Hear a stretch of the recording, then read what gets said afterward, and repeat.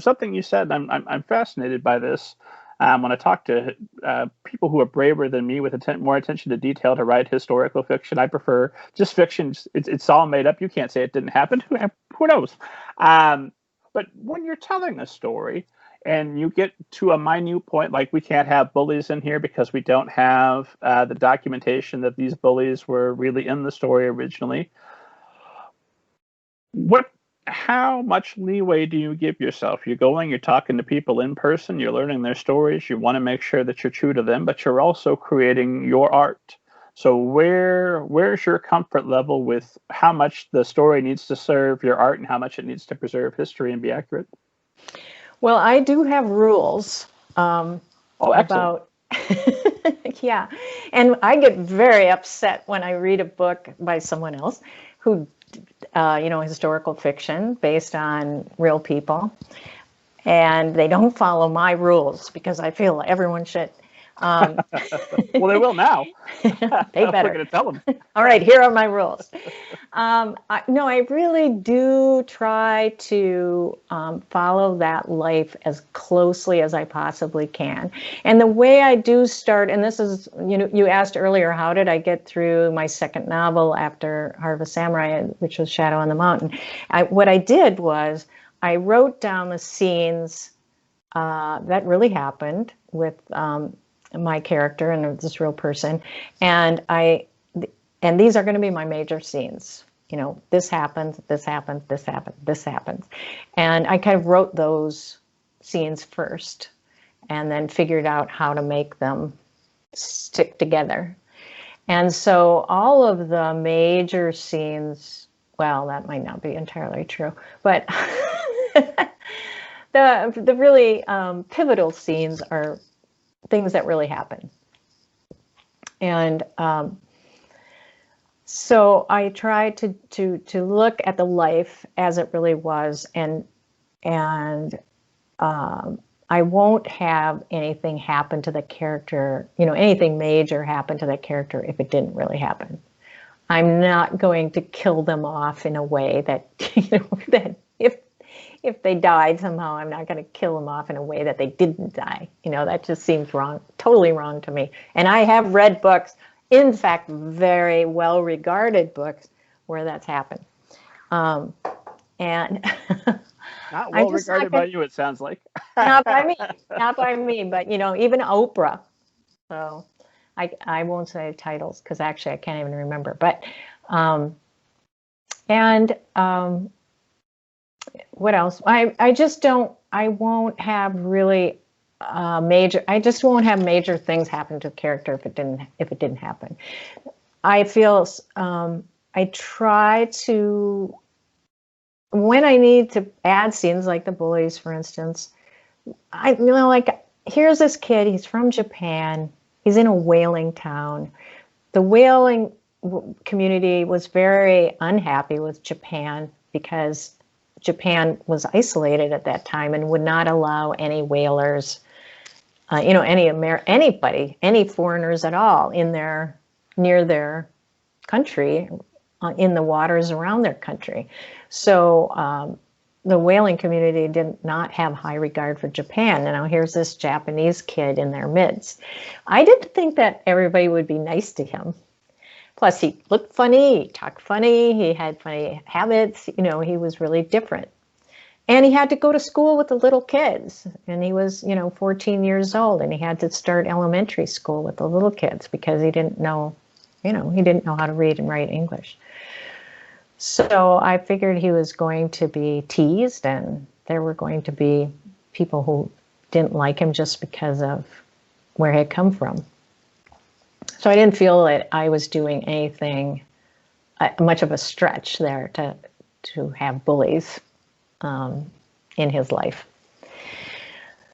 So if something like that's going to happen to a character, I just want it to be highly possible that something like that could have happened. That makes absolute sense to me. when I had Avi on here, and I never get tired of bragging about it. Check the back catalog, esteemed audience. It's a great episode. But he said that he will start a scene. He'll look up what the weather was on the date that he is writing the scene, so he makes sure that that sets the tone. Do you do that, or is that? Oh yeah, I have looked for moon, like what was a moon, sunset, sunrise,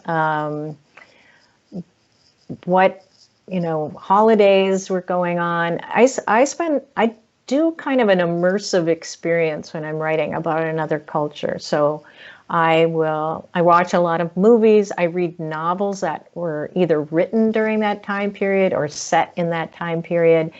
And I, when I was writing about Japan and the 2 books that I wrote about that, I drink green tea. I listen to, music. I read lots and lots of folk tales, which is something I always do in any culture I'm writing about, is read their fairy tales and their folk tales. I feel like you learn a lot about the culture that way. And yeah, I watched so many World War II era movies when I was writing Shadow on the Mountain that my kids made me watch Dead Snow. Do you know that one? You should know it. Zombies. Oh, sure. That's the Nazi zombies, right? Yeah. Nazi zombies. They said, okay, we refuse to watch any more of these World War II movies unless you'll watch this one.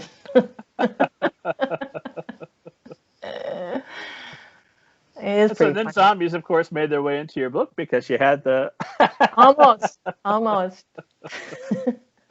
I leave that to the professionals. Yeah, in other words, you can write the zombie books. I've seen, I don't remember if this was in an interview that you did or a standalone video, but you were talking about, you were in your writing house and you had your computer up, so it must have been the tour, and you were talking about how you would do research on the computer while you're writing, because you write handwritten first drafts, right? I do, yeah, mostly. It kind of goes back and forth, but I mostly compose on paper with a pen. And I tried one time to not do that because I thought I could save a lot of time if I would just, type on the keyboard. And so I tried it, and it just was a complete failure, and I had to go back and start over on paper. And so for a long time, I felt kind of bad about how much time I was wasting.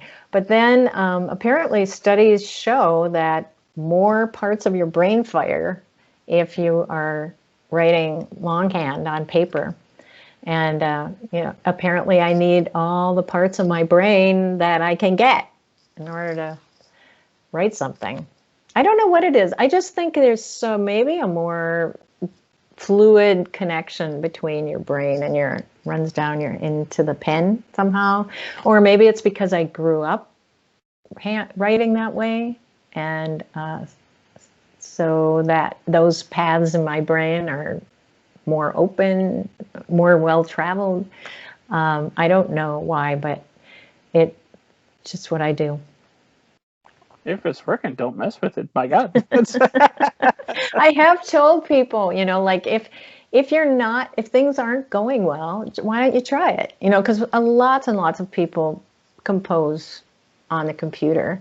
And I'm not saying it's bad, but but sometimes if people feel like they're really not getting anywhere or they're having trouble, I said, just try writing on paper, see what happens. So I think I'm 90% certain I've read so much writing advice, but I think I'm about to quote John Gardner and the importance of not interrupting the fictive dream. I think that's him. Yeah. But if you're researching while do you just write in, look up later, or do you actually do the research and then go back to drafting?